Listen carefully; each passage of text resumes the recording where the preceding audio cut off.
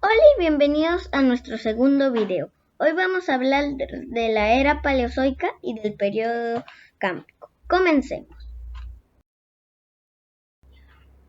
Los modernos estudios genéticos están aportando nuevos datos sobre los organismos que vivieron hace millones de años. Los científicos se han preguntado ¿cuál fue el primer animal pluricelular? La respuesta genética resultó asombrosa: las esponjas marinas. El problema surgió porque los fósiles de los animales anteriores a la era paleozoica casi no se han conservado. Sin embargo, en las rocas quedaron restos de las sustancias que producían. Se logró comprobar que la más antigua pertenecía a un gen propio de esponjas marinas. Piranha fue una de las esponjas primitivas más antiguas que se conocen. Como las actuales, está fijada al fondo marino. El tronco se dividía en dos tubos que le servían para filtrar el agua en busca de detritos, desechos orgánicos y digerirlos.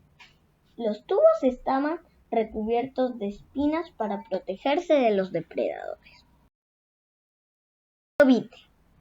Era un artrópodo con exoesqueleto muy bien calcificado y duro.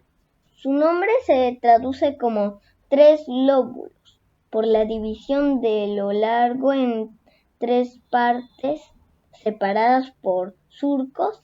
A su vez, el exoesqueleto se dividía en placas encabalgadas que le permitían enrollarse ante la presencia de un peligro a medida que crecía. Debía abandonar su exoesqueleto y se formaba uno nuevo. Las patas articuladas de Trilobite eran todas iguales y salían de a pares de cada costado en las placas. Estaban protegidas por unas salientes que se extendían hacia afuera.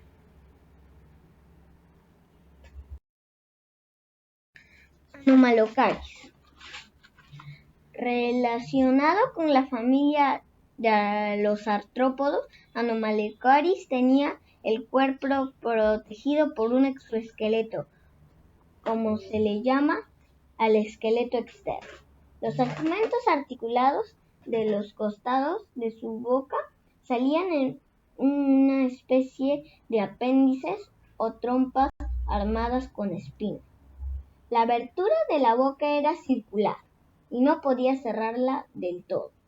Estaba rodeada de placas con espinas y esta característica hizo pensar a los paleontólogos que estaba preparado para romper el caparazón de animales con los que se alimentaba.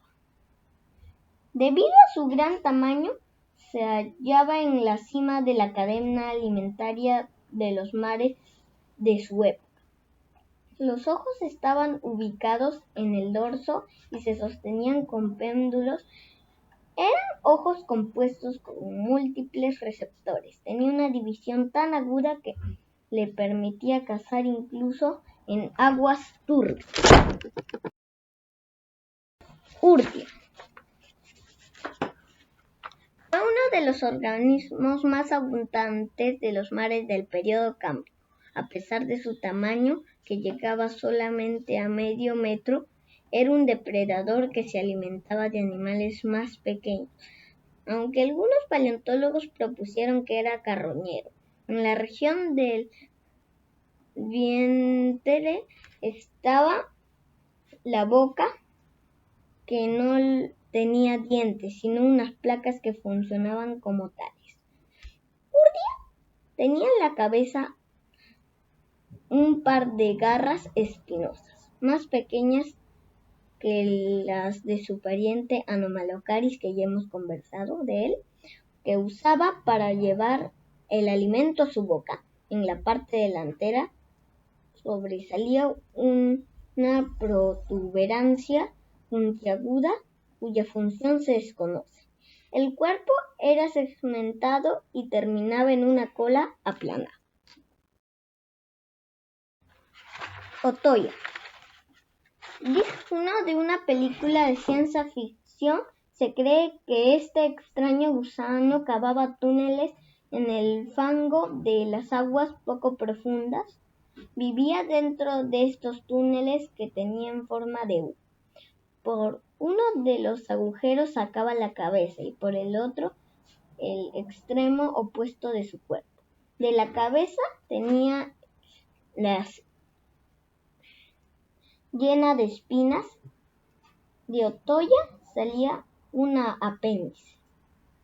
El nombre científico es Prosoboside y se trata, por ejemplo, de la trompa de los elefantes, que se abría en forma redondeada, también con espinas alrededor de una abertura central o boca. Se supone que utilizaba esas espinas como dientes para cazar a sus presas, pues era carnívoro. Los paleontólogos han encontrado en sus fósiles restos de moluscos primitivos, además de individuos de su misma especie, o sea que era caníbal. Los restos de su digestión salían por la otra abertura del túnel. Ese extremo de su cuerpo también tenía espinas que lo defendían de predadores que quisieran atraparlo por ese lado.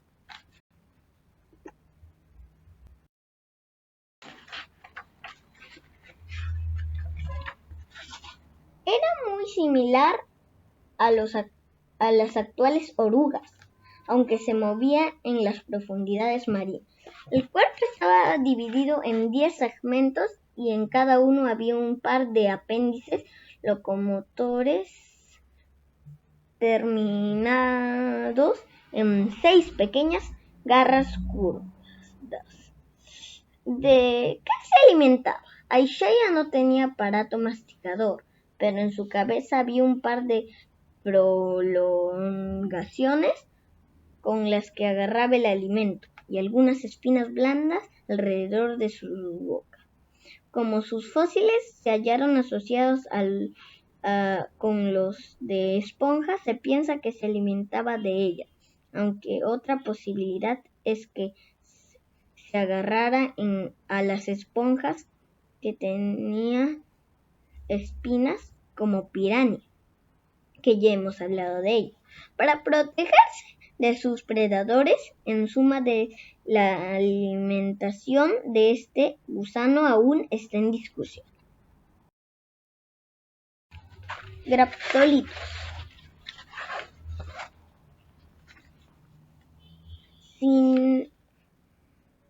El nombre significa escrito en piedra, porque las impresiones de sus fósiles recordaban a los geoglifos grabados en las rocas por los antiguos egipcios. Hubo 2 clases diferentes de graptolitos. Algunos, los más antiguos, formaban colonias de estos dentónicos, es decir, estaban fijados al suelo por una estructura semejante a una raíz para alimentarse.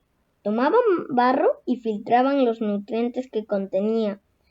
De esta clase derivaron otros graptolitos que flotaban libremente en los mares como parte del plancton. A veces iban unidos a algas por medio de un hilo fino o por un aceite que ellos mismos segregaban.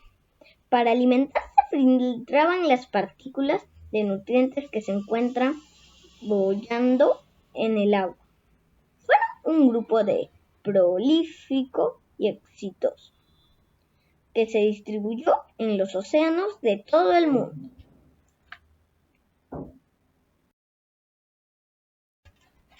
Este pequeño animal marino fue el centro de numerosas discusiones.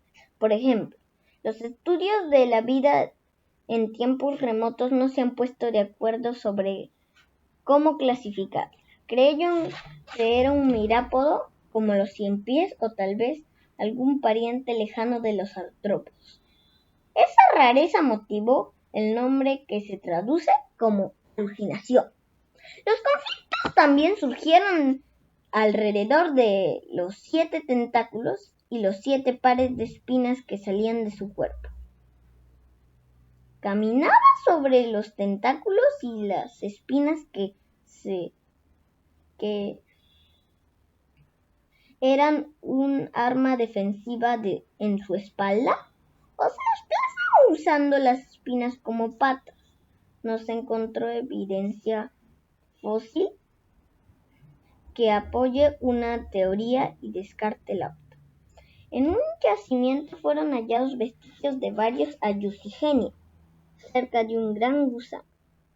Entonces se pensó que se alimentaba de carroña en el fondo marino. Protosfiraenia.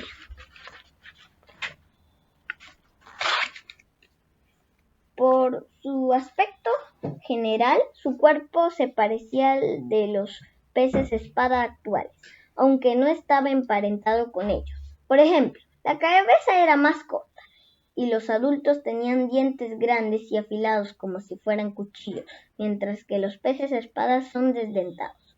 Lo primero que se encontró de Protosfiraenia fue un diente en el siglo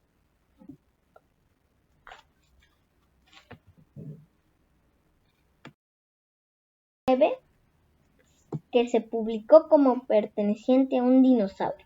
Luego se hallaron más fósiles que confirmaron que se trataba de un pez, y así pensaron que podía ser una barracuda ancestral, un pez muy agresivo.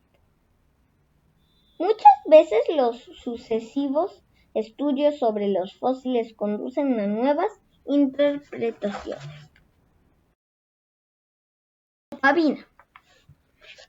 Aún es en discusión a qué clase de animal pertenece Opavina. Se propuso que podía tratarse de un artrópodo primitivo, pero no tiene un exoesqueleto endurecido ni patas articuladas. En la actualidad se cree que puede ser pariente de Anomalocaris, que ya hemos hablado. El cuerpo estaba dividido en segmentos con branquias y alerones a los costados. La extraña cabeza de Opavina tenía 5 ojos hexagonales ubicados sobre protuberancias. A continuación de los ojos creció una especie de trompa articulada cuya punta estaba llena de púas.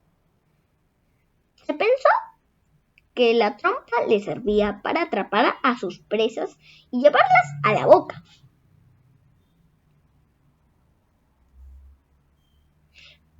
Que estaba en la parte de abajo del cuerpo, pero otros científicos creen que la usaba para remover el fondo marino en busca de comida. ¿Por qué?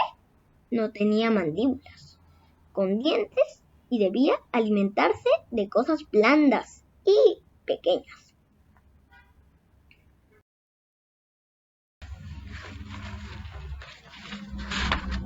Marrella. Es uno de los organismos más antiguos y raros que se conocen. En un principio se pensó que era pariente del trilobite, pero en la actualidad se cree que era un artrópodo primitivo. Habitaba en el fondo de lagos y lagunas o de los océanos. Era muy pequeño y tenía un escudo protector en la cabeza, del cual surgían 2 espinas hacia atrás. Por debajo de este escudo estaban sus 2 pequeños ojos. Además poseía 2 pares de antenas, uno más largo que el otro. El cuerpo estaba dividido en segmentos y era alargado. Se halló un fósil que prueba que mudaba de pie. Como las serpientes, tenía 22 pares de patas pequeñas que le servían para moverse por el fondo de su hábitat acuático.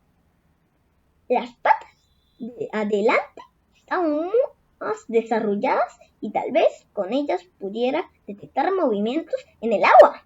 Marrella se alimentaba de detritos, desechos orgánicos que habían en el suelo.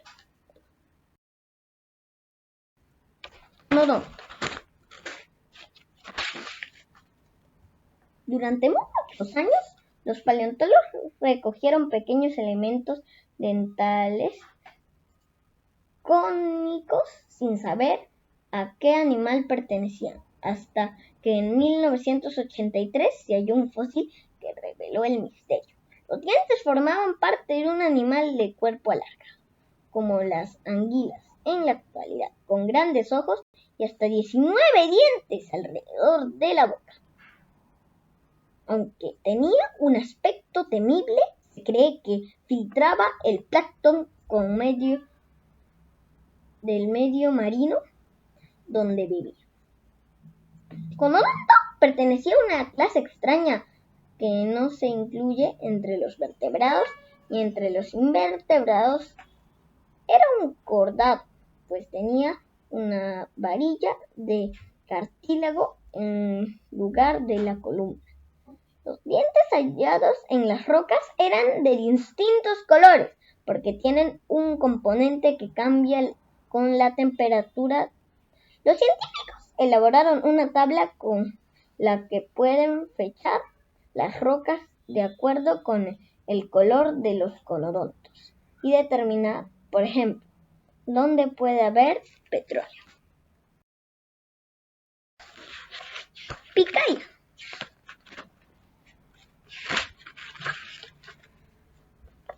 Solemos clasificar a los animales en vertebrados e invertebrados, según posean o no columna vertebral.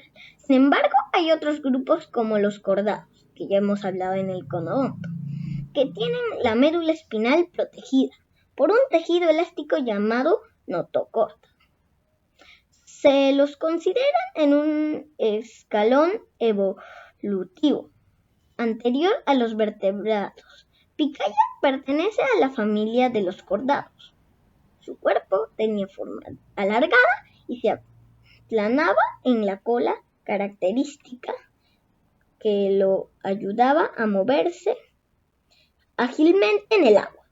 La notocorda que recogía el cuerpo lograba que la información ambiental llegara con rapidez a su cerebro para poder, por ejemplo, huir de los depredadores.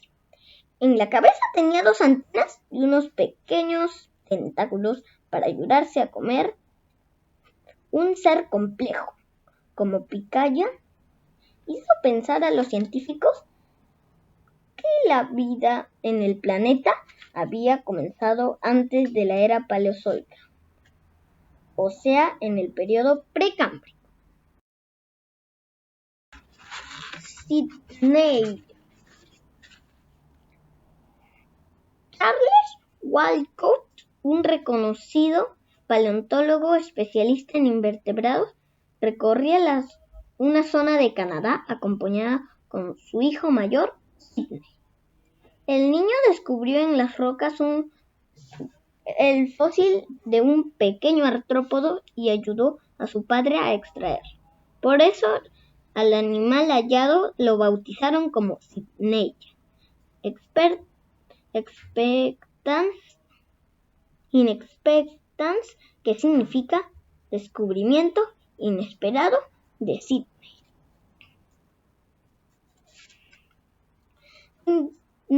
Deia tenía la cabeza ancha con pequeños ojos a los costados.